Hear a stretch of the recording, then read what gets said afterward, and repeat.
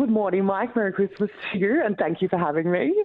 It's a busy time of the year for a divorce lawyer. This is, as you put it, as a result of some conscious uncoupling. And we decided, who was it put that into the language, conscious uncoupling? Conscious uncoupling is Gwyneth Paltrow and Chris Martin, I believe, some time ago now. They started that. Okay. But there's a lot of conscious uncoupling. And, of course, in your line of work, you would see a lot more of it than most. And at this time of the year, there's all that pressure. We're supposed to be having a great time, and it's the season of goodwill and all that sort of thing. But, if you've got to do the swap with the kids and be nice about it, and mummy's got a new husband and daddy's got a new girlfriend, and you must see plenty of it. I see plenty of it, Mike. And honestly, these conscious uncouplers, as you put it, we see them, and I say we because I'm also I'm a divorce lawyer. Mm-hmm. We see these types of people, and it's damaging because we look at these fairy tale families and we compare ourselves to them when the reality is that most separated families are never going to go on a joint holiday. They're never going to spend Christmas together, and they're grappling with all of these issues at this time of year, including new partners. Who gets Christmas Day? Can I go on a holiday? Is the other party going to agree? And it can be quite damaging for both parties and for the children when it should be a time that we're celebrating.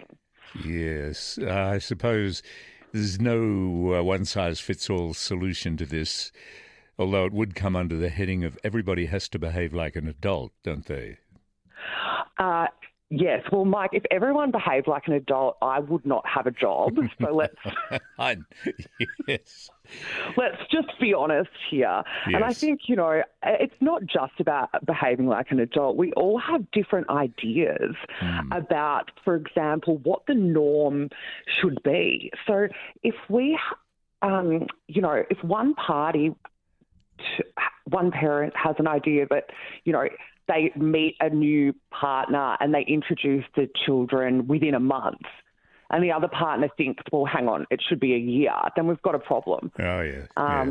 And so in some respects, I would say, yes, okay, we're not acting like adults, but the reality is that we all have different views on things. And sometimes we need a little help, maybe a third party, like a lawyer or a mediator, come in and resolve these things. Yes, and of course, if the kids don't really like the new mother, but that's the thing in itself, isn't it? Do you call her Julie or do you call her Mum? That's. Oh, you definitely don't call the new mum. Okay. That is a big no-no, Mike. Right. We definitely don't do that. I think what a lot of people want to know, and I get this question a lot, is, look, if you don't like the other person's partner, but you trust their parenting and you trust that you leave the children in their care and that they can make decisions for your mutual child or children, then you must trust them to make decisions about introducing new partners. Yes. So there's not a lot that you can do to prevent them introducing a new partner, except in the circumstances where there might be a risk. And so the court would never really make an order about introducing a new partner or having a new partner coming in, meet the children, except if it's unsafe. So, for example, in a situation where they might be on the sex offenders register or some such thing like that. Oh, God. It gets serious. Yes, it would indeed. You gave the example here of famous rich person going away with the 27-year-old girlfriend, the ex-wife, and her partner and his two children. That's a bit unusual, isn't it? Although I know of an old boy. He was actually a radio announcer for Taxpayer Radio years ago. Yeah. And he and the wife and the girlfriend all lived on different levels of the same hotel and got on very well. So it can happen. It can happen, but I think it's look, I guess what I want to say to people about these kinds of scenarios are they're really the fairy tale.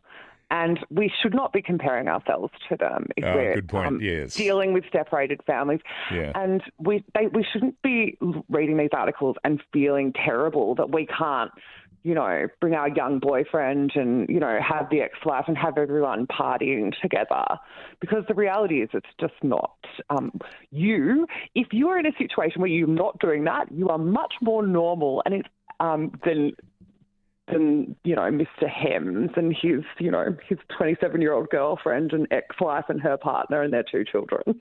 And God forbid I should undermine anybody's faith in the media, and this doesn't necessarily apply to Mr. Hems, of course, but I have known through my career of famous people who spend a lot of money with public relations employees who feed stories to the media of a different kind and paint a particular picture which isn't always necessarily exactly what's going on. Mike, look, I don't know what goes on behind closed doors in the, and of course everyone wants to present. It's like social media. We all want to present in the best light. Yeah. These people can pay for PR. I'm not suggesting that that's what they've done, and I certainly can't speak to that. But, as I said, I think, it's not something to aspire to. No. Or you don't know if it is something to aspire to because you don't know what goes on behind closed doors. One of my wives used to remind me that apparently I once said when she was reading something out of Showbiz magazine about a couple having an amicable divorce, apparently I said, if they're so amicable, how come they're divorced? Yeah. Did you, Mike, did you say one of your wives? Yeah. Yes. Yes. Well, look, I absolutely agree with you. I mean, obviously, amicable divorces are these conscious uncouplers. Yes. But look, the reality is, once people come to me, there are some that are amicable for the sake of the kids, but the majority of people are fighting. They can't sort out their property. There's concerns about children, and most of the divorce cases that I see are certainly not people that have consciously uncoupled.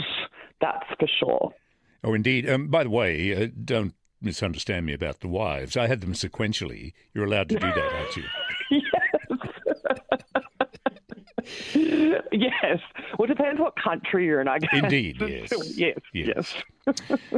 All right. Well, thank you for those tips, Nicci. Appreciate you coming on the program. Thank you very much. Mike, if you need another divorce lawyer, you can call me, okay? Lovely to talk. Thank you. Nicci Bilinsky, family lawyer, Taurus Legal Management.